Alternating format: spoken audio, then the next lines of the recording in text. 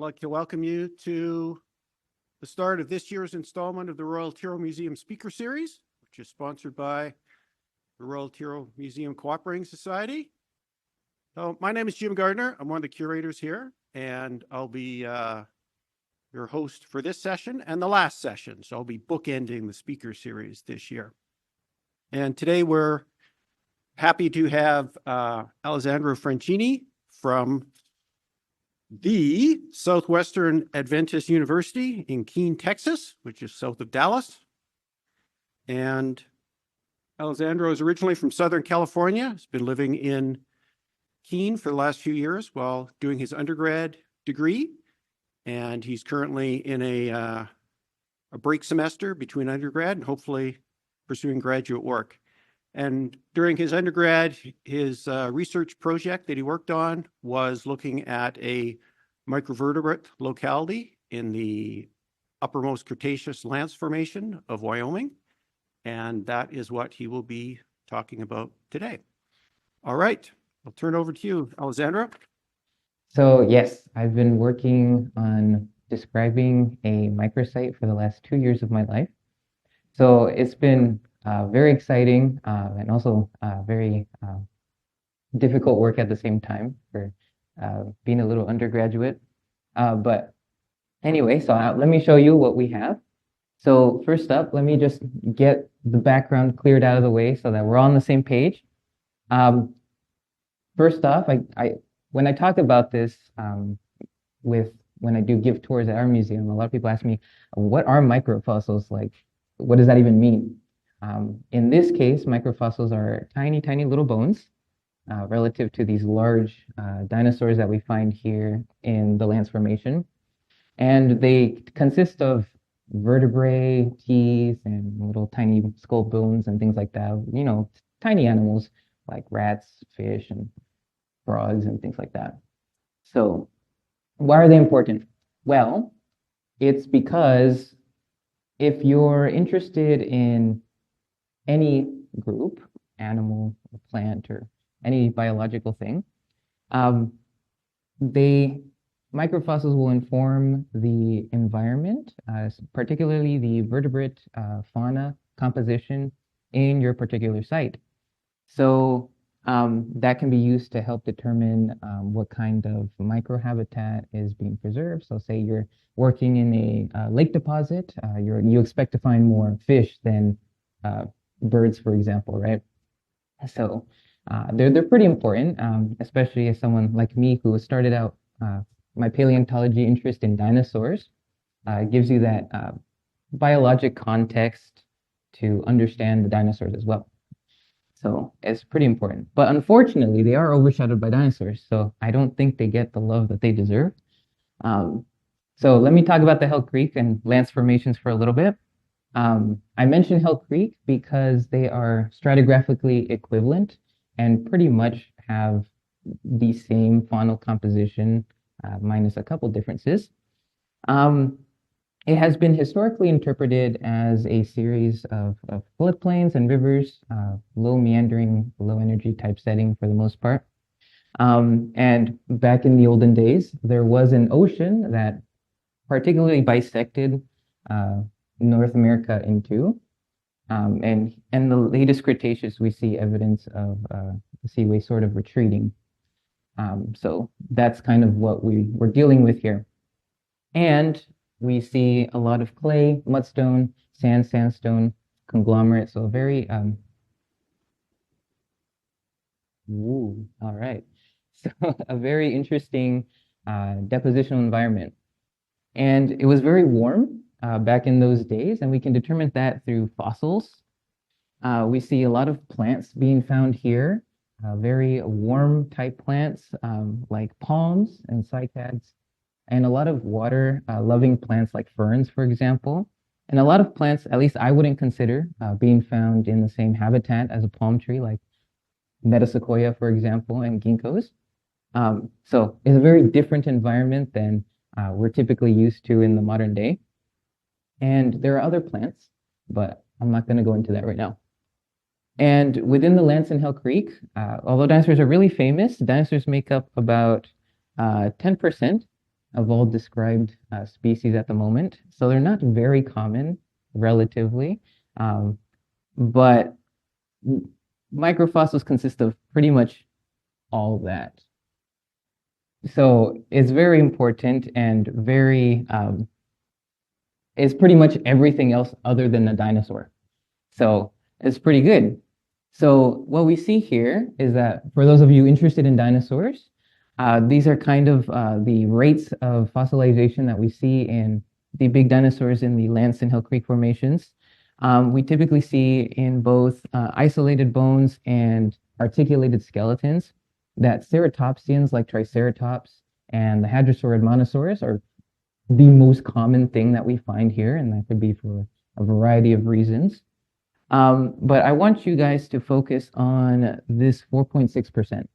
That is all the dromaeosaurid and troodontid material. So these small little theropod dinosaurs.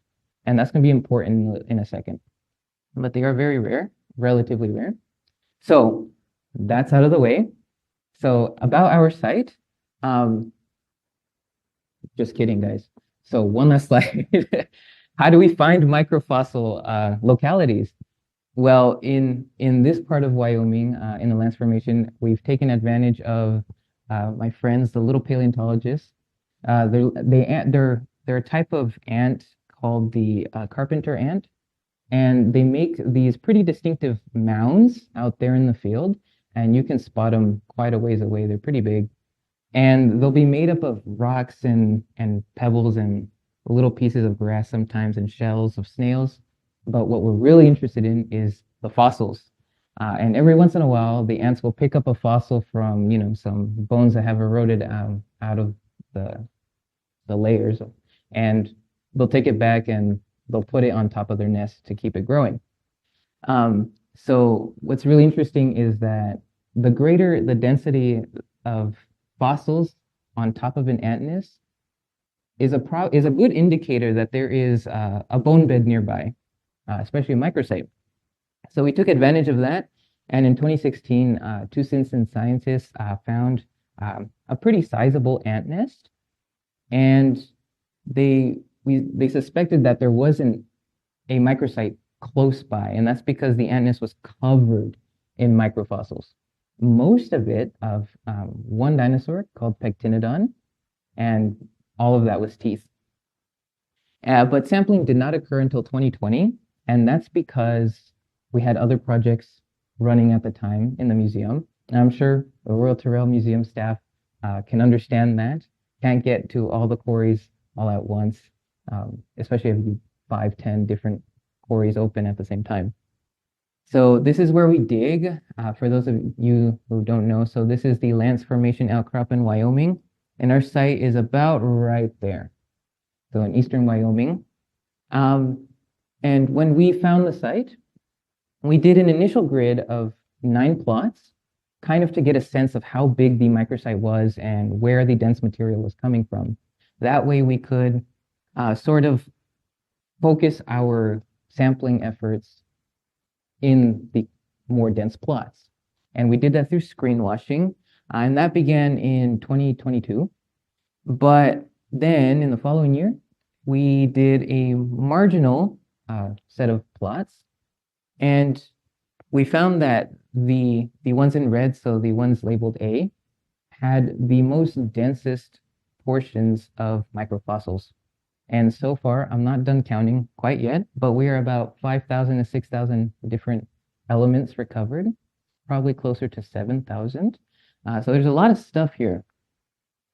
So when we look at the ranch, we are working with Neufeld right over there. And it was particularly strange to us because in 2020, we published a paper talking about the taphonomy of this whole section right here.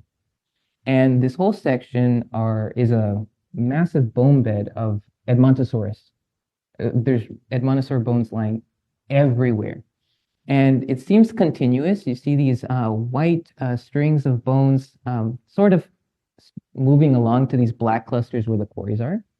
And as you can see, it's pretty big. It's a pretty large site. And what we noticed is that the bone beds themselves were graded bone beds, which was also very interesting. So this is North Quarry. So this is one of the larger ones near Neufeld. So each plot right here is about 1 meter wide. And you can see the absolute sheer density of just Admonosaur lying everywhere. And this is Neufeld, not quite as dense. It seems to be on the marginal end of it.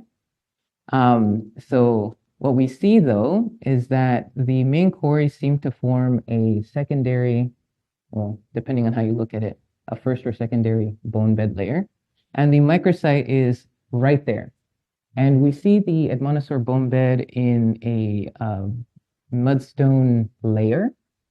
But what we notice is that at Neufeld, the microsite occurs at the contact between the main quarry mudstone and the upper level sandstone, which is interesting. We had assumed at the time that there was one continuous bone bed, but here we have 2 depositions. And there is nothing in between the upper level of the fossiliferous part of the main quarries and the microsite. So this tells us that there are probably 2 different events occurring here. And the graded portion of the main quarry suggests that the animals did not seem to live in this particular spot. You know, Admonosaur walks along and dies and gets buried. Rather, although the mudstone, which is very fine-grained, is considered to be low energy deposition, we suspect that because the main quarries are graded, that another taphonomic process was involved in bringing the bones to where they are now. So one of my supervisor's colleagues has proposed a debris flow for the entire main quarry area. Neufeld, it's not like that. It's all tiny stuff for the most part. And the microfossils show relatively very little abrasion. So they weren't being transported as far, especially in sand. That's a very high energy deposit and will wear down your tiny little bones if they're exposed for too long. So this tells us that the animals preserved in Neufeld seem to have come relatively close to the area, but we're not sure how close. So what we did note, though, is that when we sampled the area, we found this big old blob in the way. We found a big mud ball. And that was really interesting to us because at the contact between the mud and sand, we found a rip-up class there. And that suggests a very high energy deposit, meaning that when the sand level or the sand layer is being deposited, it's picking up the mud from the lower layer and tumbling it and rolling it along. And what this mud ball is made of is mud, and it seems to be very flattened. It's not round or robust at all. And it appears like, and I highlight appear, that this is a really, really big rip-up class. For scale, each plot is 1 meter wide. So that's about a 2 meter wide mud ball that's in the way. And we see, here's the density.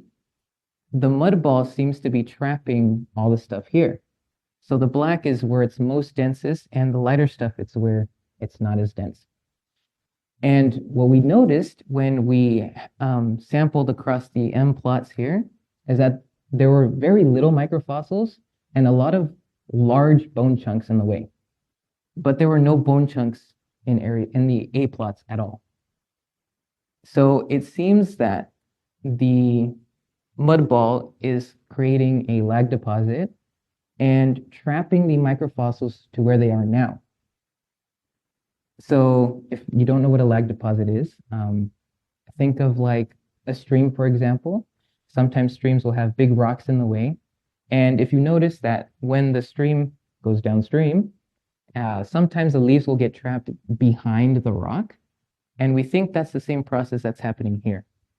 So during the sand level, or I keep saying level, layer, when the sand layer is being deposited by water, the microfossils are moving along through here and then just getting trapped, which may explain why the A plots are so dense. So, oh yeah, and that's the way that the big bone chunks are moving. So all these M plots up here and up and down there have the bone chunks. And there's nothing here. We find very little fossils. And so we dug even into this mud ball a little bit and there was nothing. It's completely all mudstone. So what did we find? We found a lot of fish.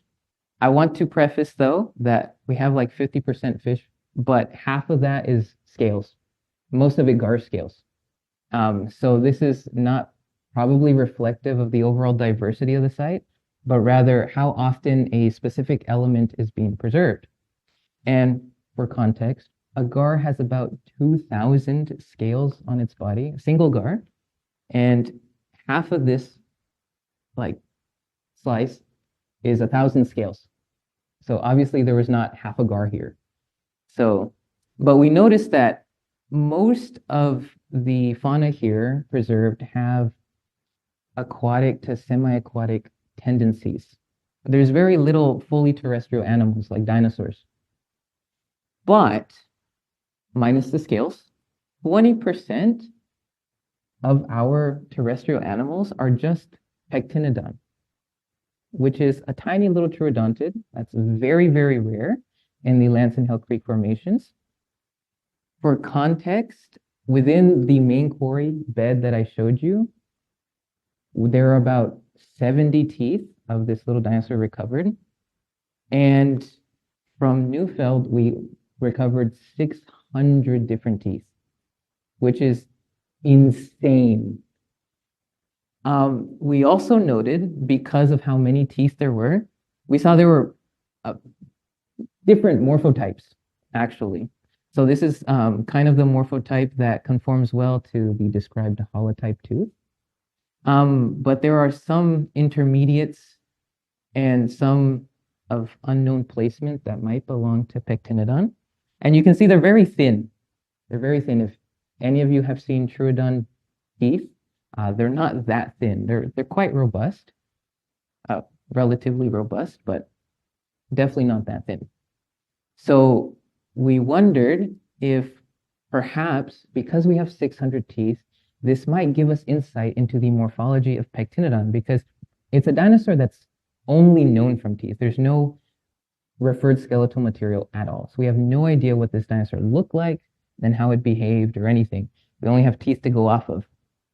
So we noticed that there were subtle differences. For example, these are the two teeth that conform pretty well to the holotype, but you'll see that one tooth has a lot of serrations compared to the one on the left. Okay, the teeth are much bigger relative to this one, and there's less of them, which was interesting. We also noted this sculpturing on some of the teeth, and is pretty variable, but some teeth completely lack them, so it could be just individual variation.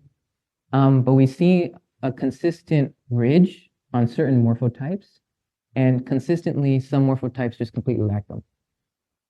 So that was really interesting to us too. We also see 3 different areas where we find wear on these teeth. We find apical wear, which is pretty common in theropod dinosaur in the shed teeth. You see them a lot. We also noted serrational wear. Some of the serrations seem to be filed down. And in some cases, you could actually, like this one, you could track the wear going all the way down, as if it was, this isn't just a random occurrence on one serration. It seems to be a part of an actual wear facet. And we also noted basal wear. Some had very drastic basal wear, like this one on the left, and some of them not so much. In some teeth, you could see, like this one, it's barely starting, but they show 2 distinct dots. So like one right there and one right there. So it would suggest that there is something, 2 different points of contact that would cause something like this to occur, which was really interesting also. So we figured that assuming that this is feeding and tooth contact wear, we think that all the teeth fit in this way. So this is the anterior side, and this is the posterior side. And based on comparative morphology with other troodontids with teeth in situ in their jaws, we know that the recurved teeth, the highly recurved ones, are in the back. But there are intermediates between the holotype type morphs and the super recurved ones. And we noted that the gradation is also consistent with the serration counts.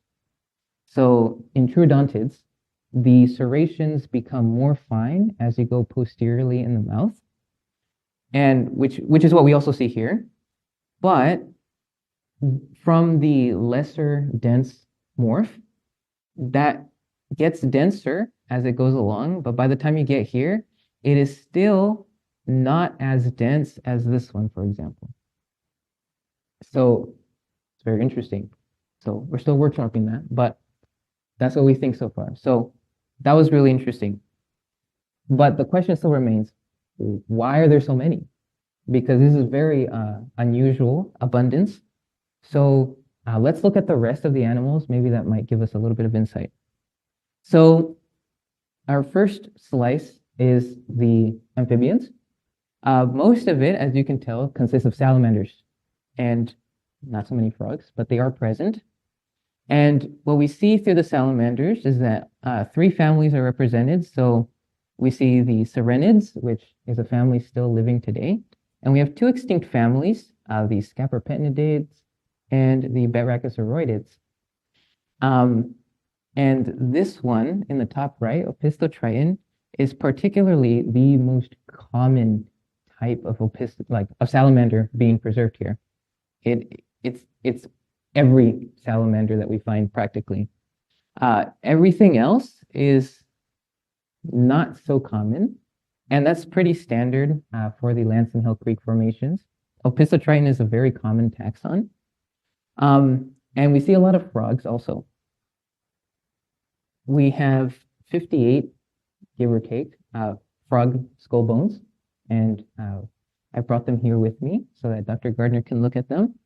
But we noted that we have 3 overall general morphologies. So we have a postulate morph, most of which belong to Scodiophryni. And there is an unornamented morph of frog. And there is also a reticulate morph of frog. And this one is pretty common, at least in Neufeld anyway. And this is pretty important because there are only 4 named species in the entire history of frogs in Lance and Hill Creek Formation at the moment. So, of course, more material is obviously needed to parse out different species, and it helps to have overlapping elements. So you can see right here, frog A is very short. This is the margin of the eyeball right here. But frog B is very tall and larger than A. And you see the ornamentation is a bit wider than in A. And C is the same thing. C is very tall, like B, slightly different ornamentation. Now, whether that matters or not is up to the frog people to figure out. And we also see frontoparietals. So this is the area of the skull pretty much in between the eyeballs. And we have 2 morphs, so this little tiny one right here. But F is pretty exciting because it is a fused frontoparietal. So typically in frogs, they come in pairs, and there has not yet been a fused one recovered from the Lance Formation yet. So that's really exciting. And our next slice is then turtles. Turtle mostly are preserved shells, and we see 6 in the Lance and Hill Creek, give or take, but we are missing at Neufeld a docus. We don't see any docus here whatsoever.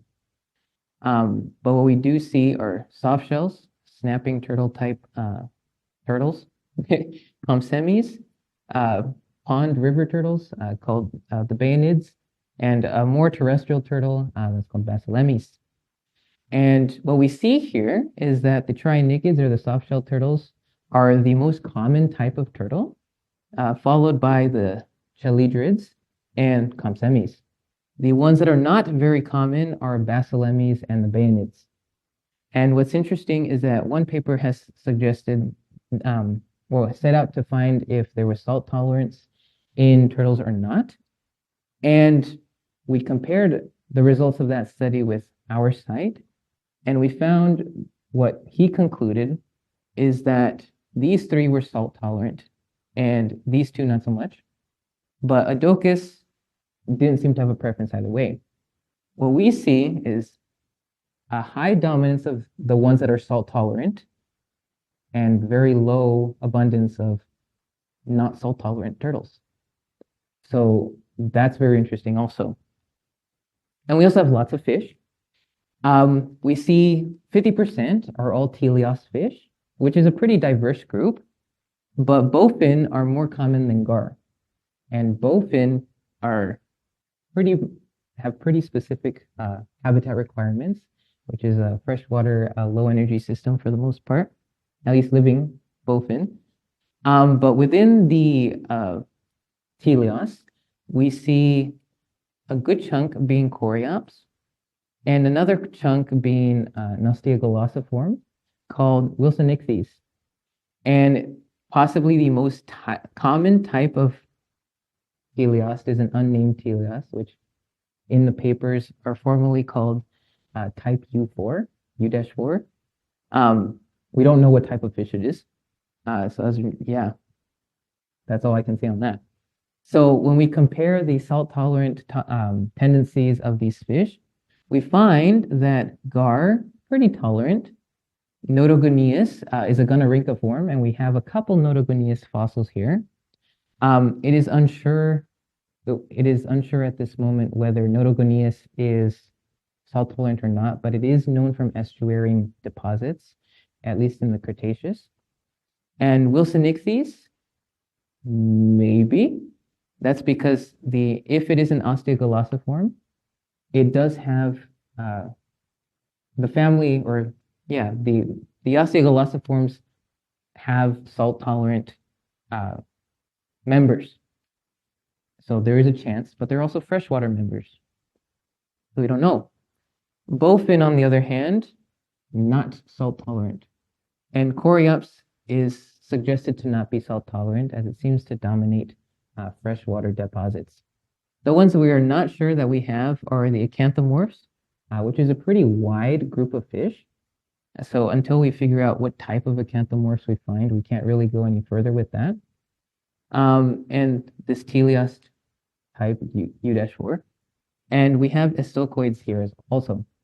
Again, not sure what type of estocoids are here, so I can't really say for certain.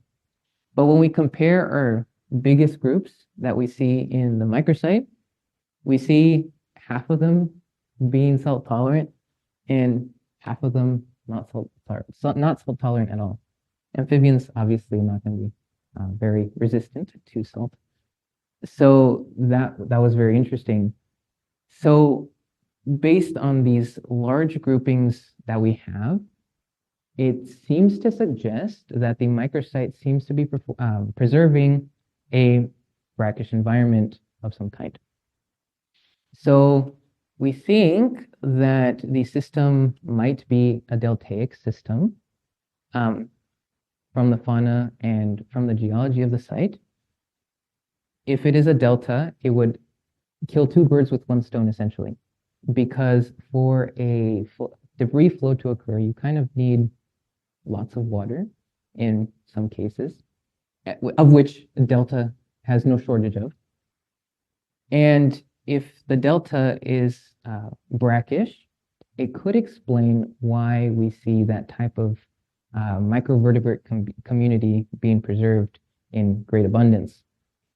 So that is very interesting. But what does this suggest about our little dinosaur Pectinodon? It could mean that Pectinodon might prefer deltaic or brackish environments. And that might explain why it is a very rare dinosaur in the Lance and Hill Creek formations, as not all of the formation is brackish deltaic, especially not near the coast.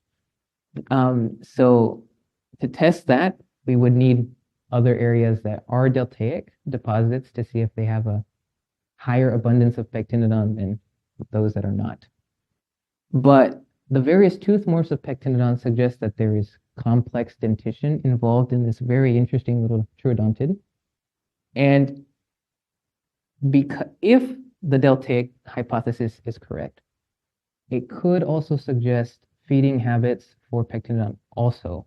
Because the teeth are so slender, it's not necessarily biting on very robust prey, say a turtle, for example, or other dinosaurs, bigger or relatively about the same size as it. It could mean that it's eating very small animals, possibly very soft prey, like salamanders, for example, or maybe even little lizards. Yeah. So that's my presentation. Thank you, Royal Tyrrell Cooperating Society, for inviting me here, and Dr. Gardner for inviting me, and for Alfred and Dr. West for taking care of me this week, and for the Royal Tyrrell Museum staff for letting me wander through their collections and look through stuff. Yeah, and for everyone identifying my stuff too. So, any questions?